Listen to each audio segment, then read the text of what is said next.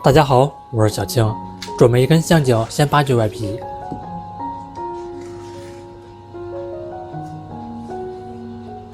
放入大碗里面，再用压泥工具压成泥。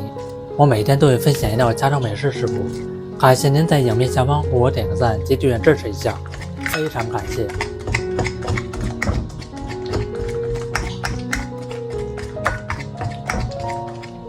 加入60克燕麥片，再加入30克面粉，小碗裡打入2個雞蛋，再攪拌均匀。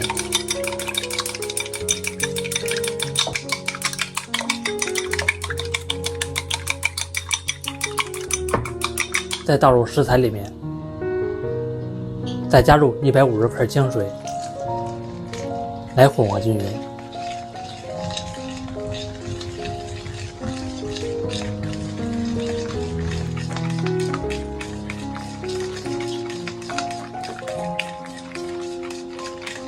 一直調成比酸奶稍微稀一點就行。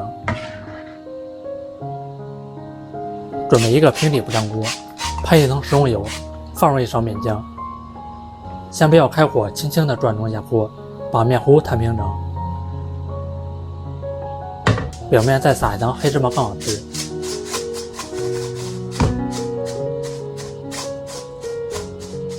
全程使用中小火慢慢煎，煎到定型，表面再噴一層食用油。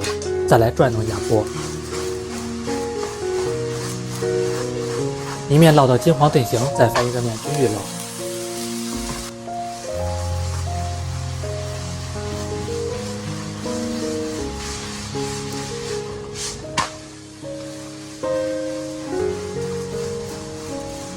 烙這個餅非常快，烙個3分鐘左右就差不多熟了。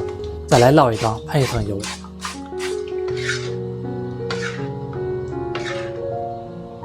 放入一勺麵糊，攤開平整，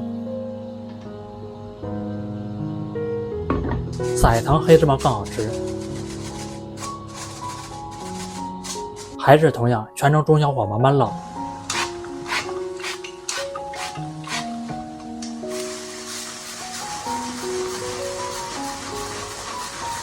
一面烙到金黄定型，再翻一個面繼續烙。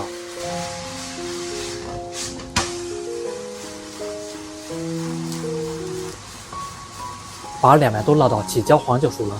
這麼一道香蕉燕麥雞蛋水餅就做好了，是不是非常簡單？吃起來的口感是那種軟軟乎乎的，香甜可口，不油不膩。